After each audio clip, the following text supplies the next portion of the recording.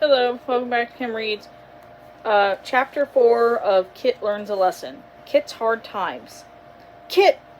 Dad gasped. Kit couldn't breathe. She felt as if she had been punched hard in the stomach. Shock, disbelief, and a sickening feeling of terrible shame shot through her as she stared at Dad. Suddenly, Kit could bear no more. She pushed past Ruthie and Sterling and bolted through the swinging doors. She ran through the kitchen and past the stoves with the kettles of soup that billowing clouds of steam rising through them. She burst out the door in the back alley. Once she was outside, her legs felt wobbly, and she sagged against the hard brick wall. In a moment, Ruthie and Sterling were beside her. "Kit," said Ruth gently, "are you okay?" Kit nodded. She looked at Ruthie. "Is my dad still—" She began. "Your dad left," said Ruthie. "He said he talked to you at home." Kit took a shaky breath. "Come on," said Ruthie. "Let's go." Sterling grabbed the wagon handle and they started down the alley with the empty wagon rattling and banging noising behind them. Slowly, miserably, and without talking, the three of them walked together until they came to the end of Ruthie's driveway. They stopped next to the stack of lumber left over from the new garage, and Ruthie turned and faced toward Kit. "Listen," she said, "everything's gonna be all right." "All right?" Kit repeated. She shivered. "No, Ruthie," she said, "everything's not going to be all right.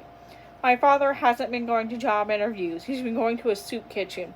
He had to, just to get something to eat, to get our food for our family to eat."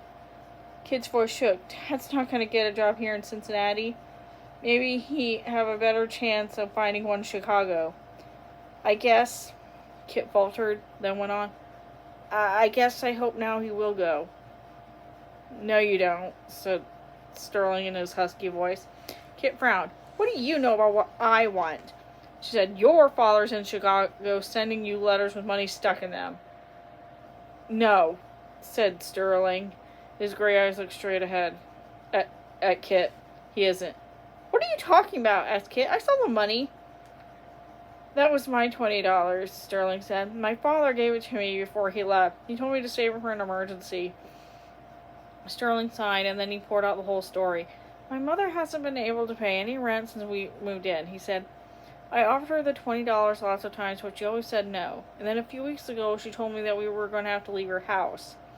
I knew it was because she was ashamed to stay without any... She was ashamed to stay without paying rent. She wouldn't feel so bad if she could help with housework, but your mother won't let her. I figured if I could trick her into taking the $20, she might use it for rent, so I made her think it came in a letter from my father." Kit squinted at Sterling, trying to understand. "You sneaked money into the letter?" she asked. Sterling shook his head.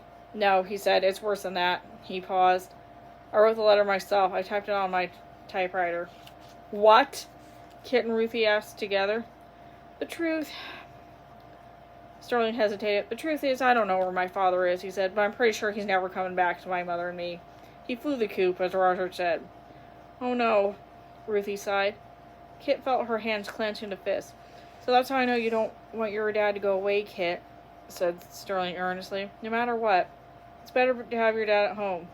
No matter how bad or hopeless things are, you just don't want him to leave." Kit sat down hard in the wagon. She held her head in her hands. "Sterling," said Ruthie, "you better tell your mom what you did." Sterling nodded. It was as if he'd used up all his words. Ruthie walked up to her driveway backward, waving goodbye until she went into the house. Kit stood up tiredly. As she trudged slowly home with the wagon and Sterling behind her, a new thought presented itself. When Sterling tells his mother about the letter and the money they'll leave, she thought. She walked up the steps and opened her front door. "They won't live in our house anymore." Of course, Kit had wanted Sterling and his budgety mother to leave ever since they arrived. But now, it was very peculiar. Now that it was about to happen, Kit did not feel glad. She stood in the hall, which smelled of wet wool coats and dripped with umbrellas, and watched Sterling head upstairs to the room he and his mother shared. "Is that you, Lambie?" Mrs. Howard called. "Did you wipe your feet?" Sterling looked back over his shoulder at Kit, and a quick silvery smile slipped over his face, and then he turned away and climbed the rest of the stairs. Okay, I'm gonna be honest. I actually kind of, before we got to the part where Sterling confessed, I kind of saw that coming.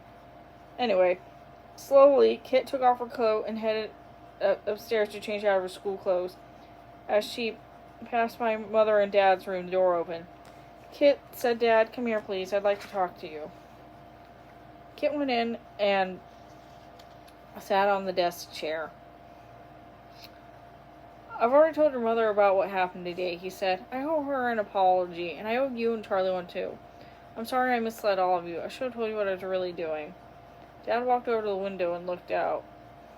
"I've been going to the soup kitchen for weeks now to get food to bring home. We've been so short of food. It was the only way I could contribute to the household." Are we really that poor?" asked Kit, almost in a whisper. "Yes," said Dad, "we are, but I didn't want any of you to know. That's why I pretended not to be hungry here at home. I'd have lunch at the soup kitchen, and I could give my breakfast or dinner away to make our groceries stretch further." Dad turned to face Kit. "I shouldn't have led you to believe that I'd find a job here in Cincinnati. I guess my only excuse is that I wanted it to be true." Kit went to stand next to Dad. He put his arm around her shoulder. "But," said Dad, "it's time for all of us to face the truth.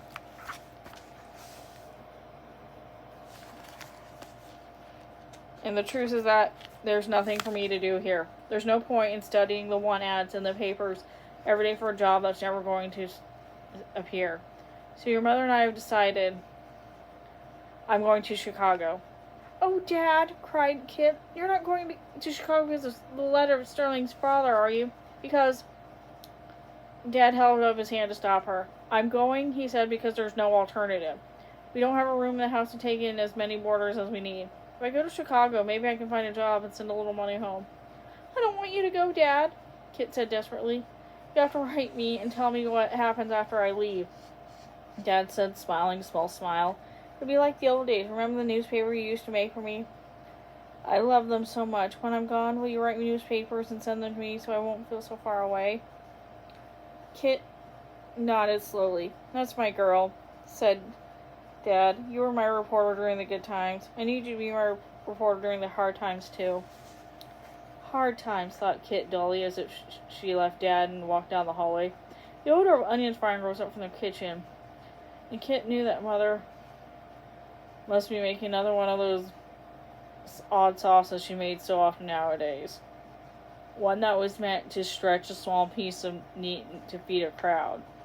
Kit heard Miss Hart and Miss Betty laughing in her room, and Mr. Peck teaching Charlie to play his big double bass fiddle. She thought about the chores waiting for her that absolutely had to be done. Mother needed her to set the table for dinner and scrub the potatoes and put them in the oven to bake. Then there was laundry to iron and to fold and put away, all before dinner. "This is it," Kit thought. "This is the truth of my life now. Maybe forever." With heavy, defeated steps, Kit climbed the stairs to the attic. How foolish she had been to think her life was going to get back the way it used to be. Kit sat at her sank at her desk chair. She cleared a space between her typewriter and a pile of papers and rested her head above her arms. She had been wrong about so many things. Instead of resenting the boarders, she should have been grateful for them. Instead of wanting them to leave, she should have been trying to figure out a way to fit more boarders in the house. Because Kit felt pinpricks of fear up her spine, because there was no guarantee that Dad would be able to find a job in Chicago either. What would become of her family?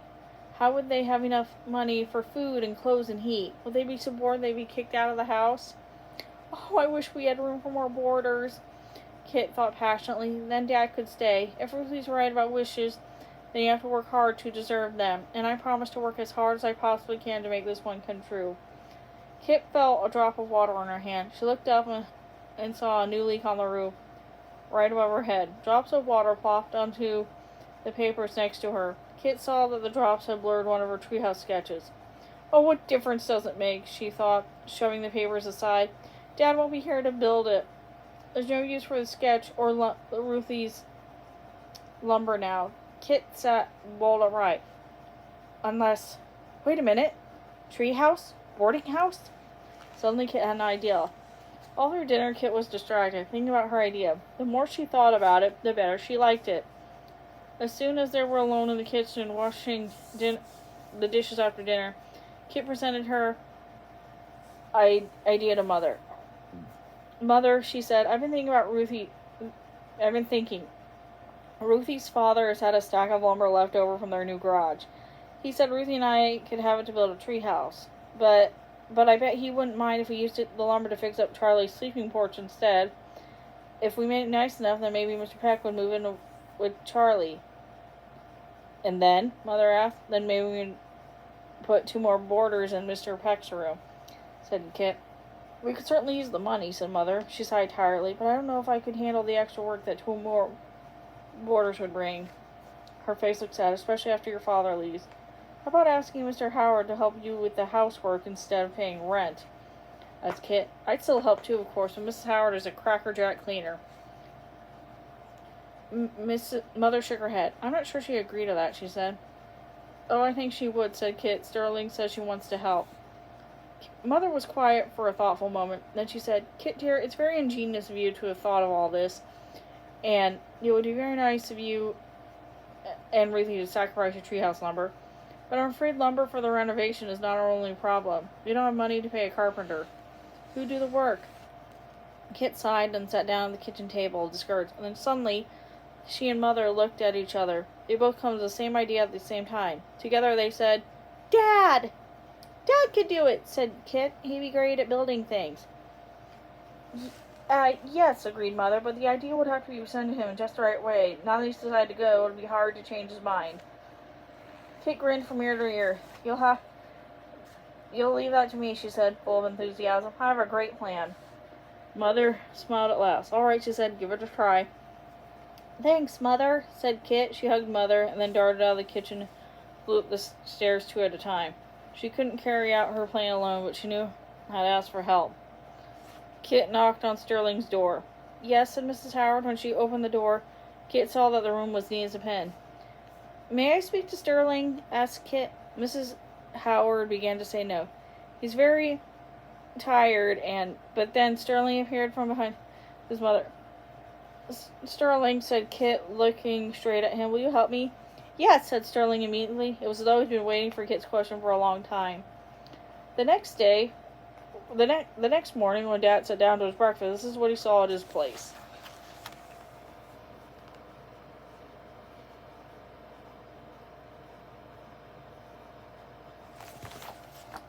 Kit, Sterling, and Mother sat on the edges of their seats and watched Dad read the Hard Times news. When he finished reading, Dad glanced at Mother over the top of the paper with a questioning look in his eyes. Mother smiled and nodded, and then Dad smiled too. Well, said Dad, patting the paper. Look at this. There's a construction job in these one ads. A boarding house needs to expand. It's right here in Cincinnati, close to home. Dad winked at Kit. In fact, it is at home. It's a perfect job for me. Kit ran to Dad and hugged him.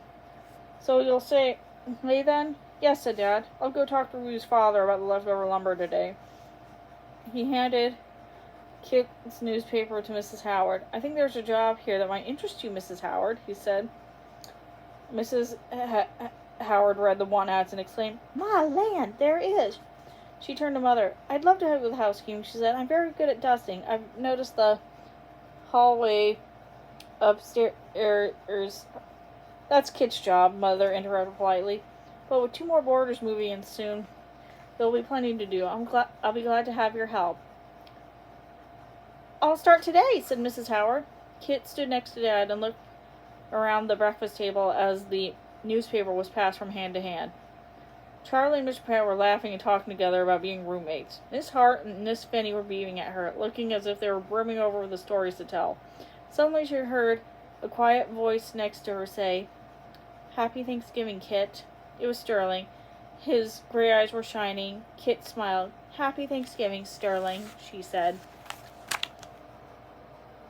And that is the end of Kit Learns a Lesson. Thanks for listening.